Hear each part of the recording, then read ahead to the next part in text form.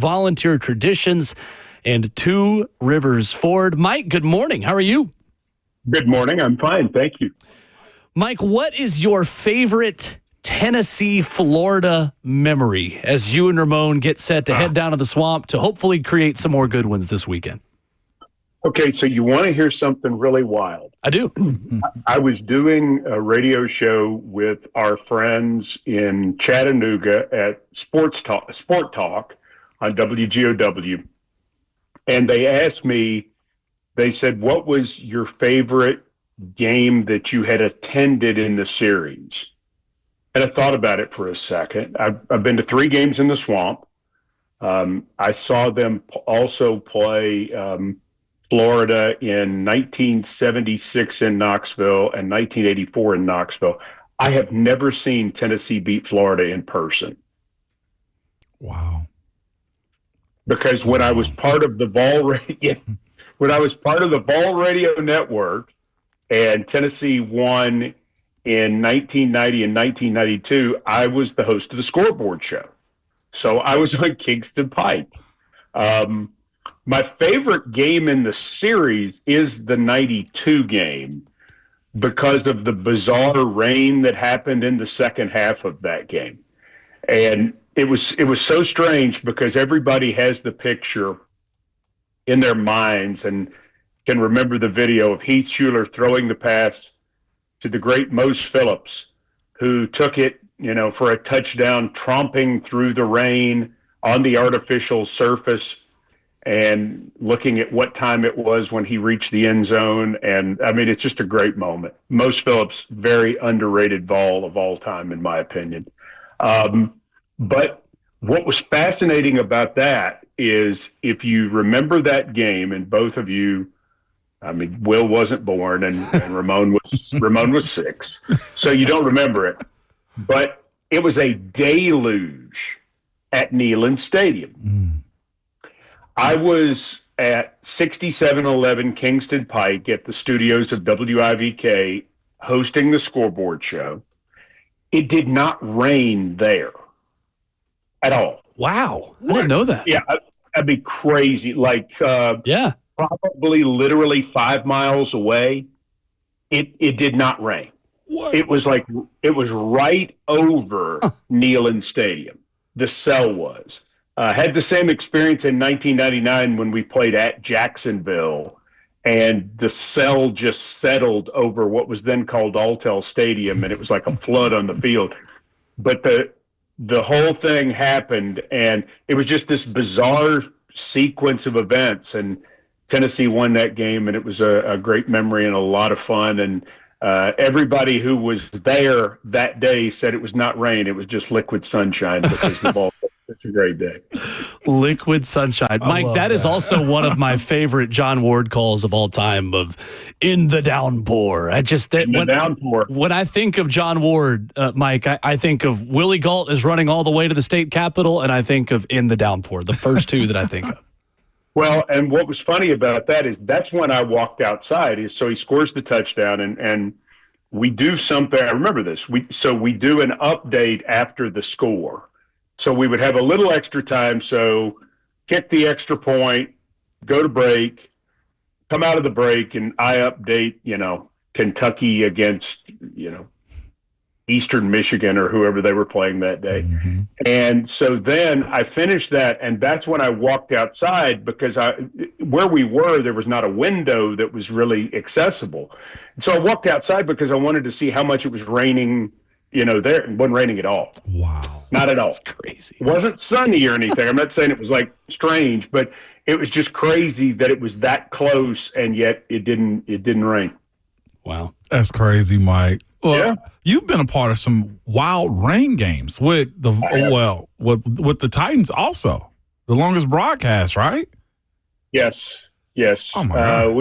We've seen a few strange rain games. The 99 Jacksonville game too was one of the most incredible games in that regard because it literally blew into our booth at the old Alltel Stadium, which had just been converted from the Gator Bowl. They had set up the ribbon boards right above where the press box was, and the ribbon boards leaked.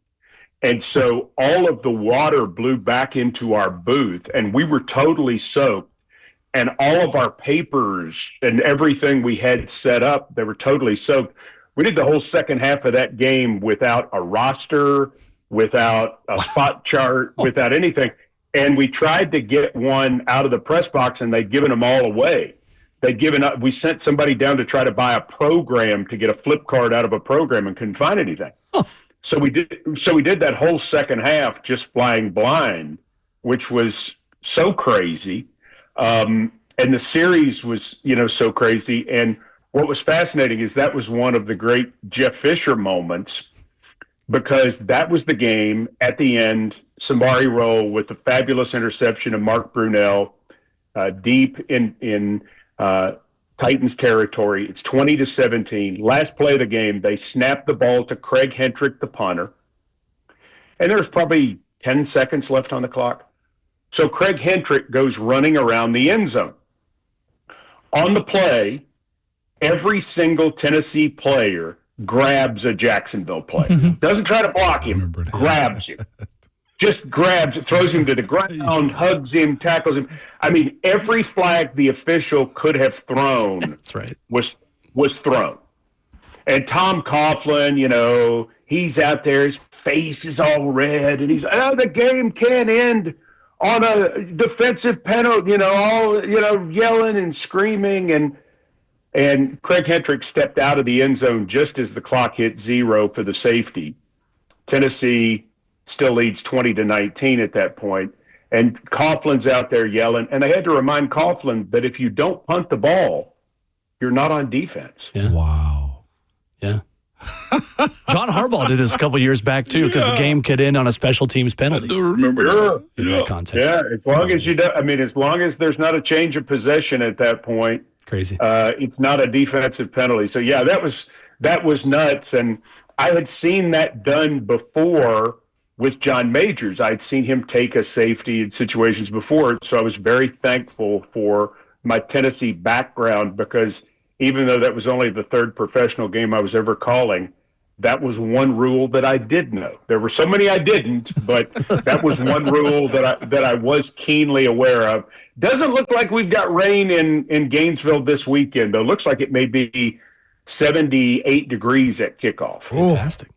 That's fair. It's always been 90 with crazy humidity and those spot showers any other time, Mike. At 2:30 on CBS, yeah, too. Exactly. Yeah.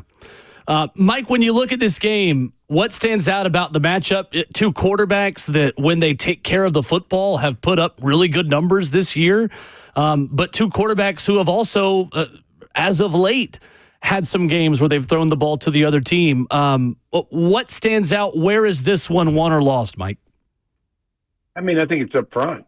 I think that's what it comes down to, is because Florida, for whatever faults that they have, they're still really good up front. They're big on defense, and they obviously have a talented offensive line.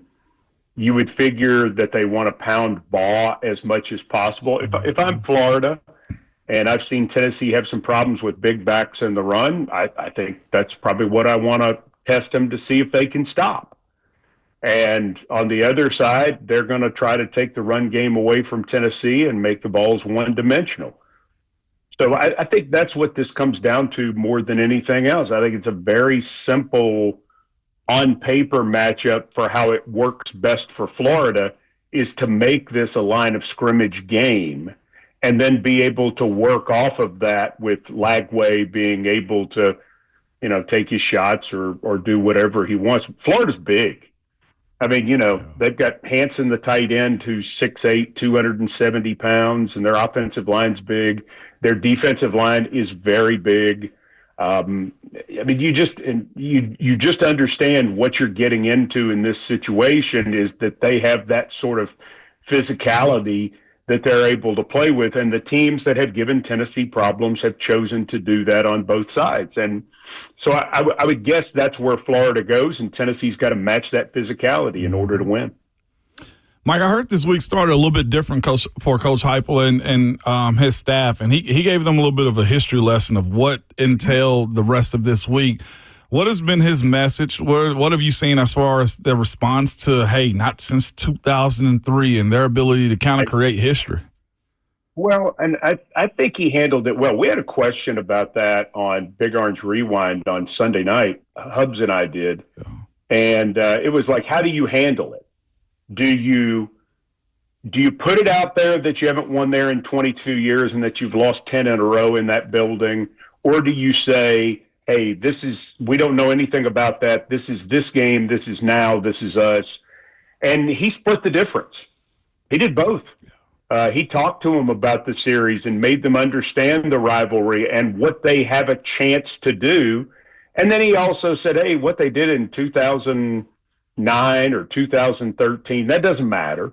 That doesn't make any difference to us. That's not us. We're 2025.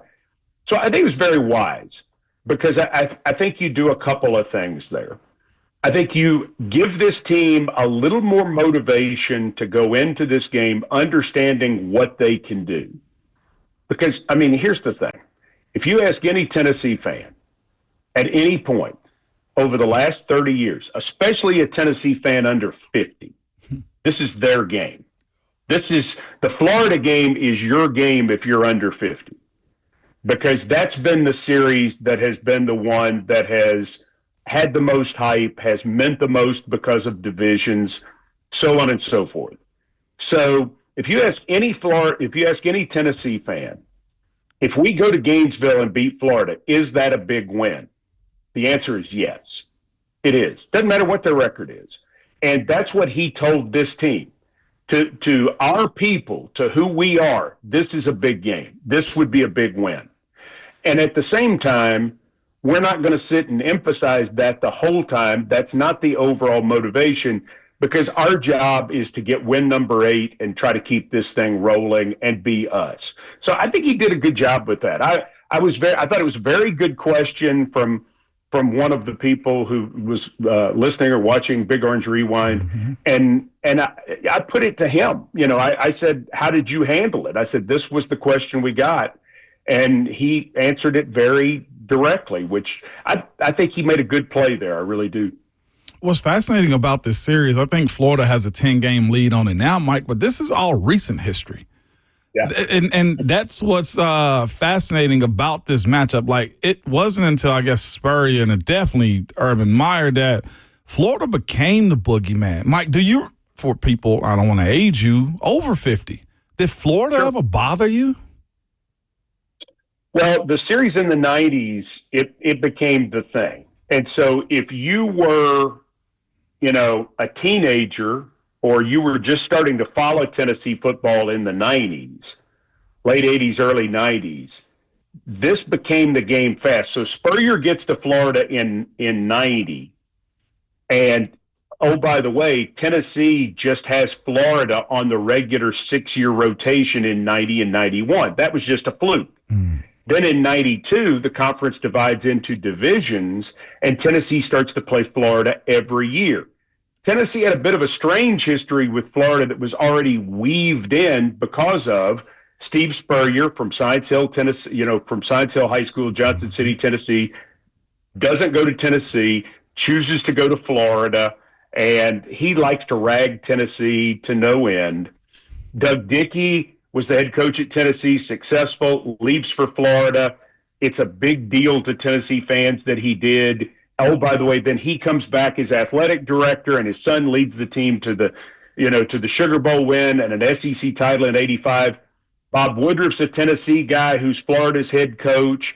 He comes back as AD. Ray Graves is a Tennessee man who's Florida's coach. So there's all this intertwining already. And then from 1990 on, you play them every year.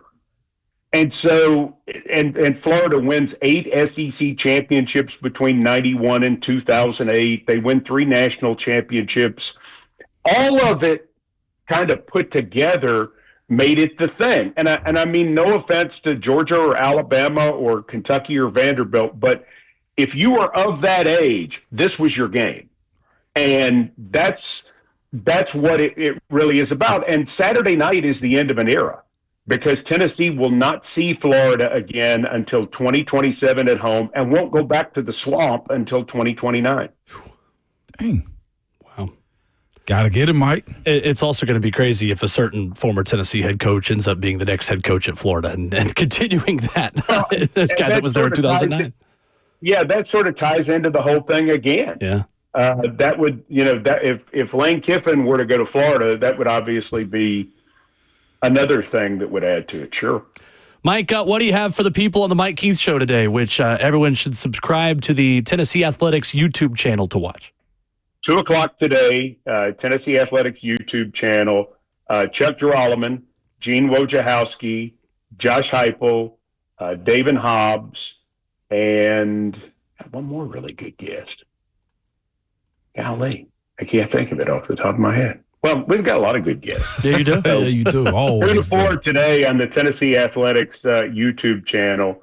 We hope you'll join us, and we really hope you'll subscribe. If you're a ball fan out there, I plead with you, please become a subscriber to the Tennessee Athletics YouTube channel and hit the button on the top. I think it's a bell. Yes.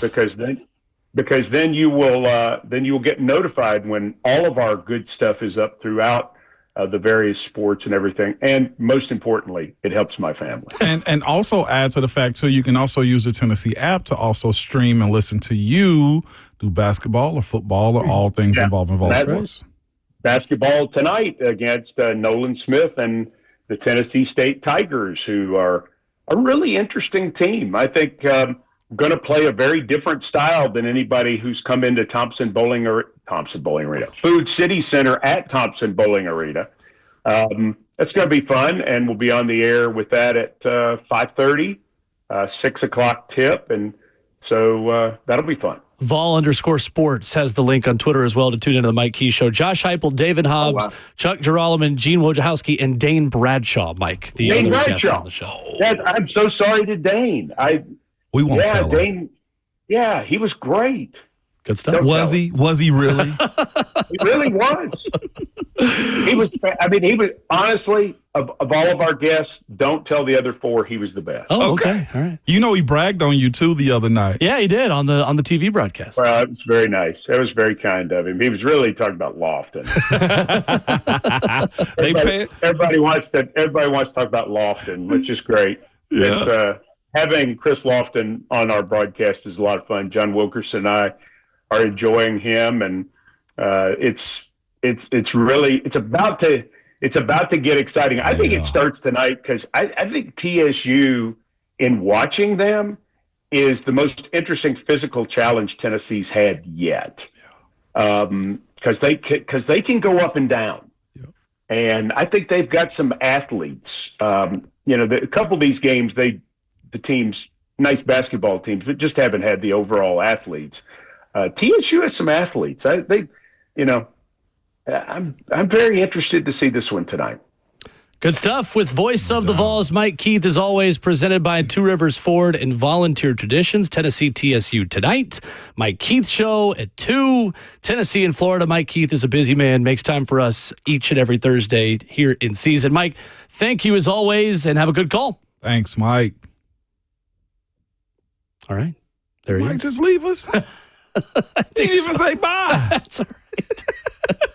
Look, I saw, if you don't follow Mike on Instagram, by the way, as well, at TEN and Voice there too, he did a day in the life Instagram post from him where it starts with a sticky note of all the things he's got to do in a day. And I had to go drink a Coke and get some caffeine out of it because it made me tired. He's a machine. It made me tired to see how many things were on the to-do list. I don't know when he has the time to prep and to put notes together because you spend so much time talking about the games that when do you prepare for the games? He'll let you know he's wired a certain way. Like his brain functions. Like remember numbers and names. Impressive. That he said they come easy to him. Me, I'm just like, who are you again? It's really impressive. It's impressive. That story about the Jacksonville game in '99, doing the game without notes because they all had water on them. That's wild.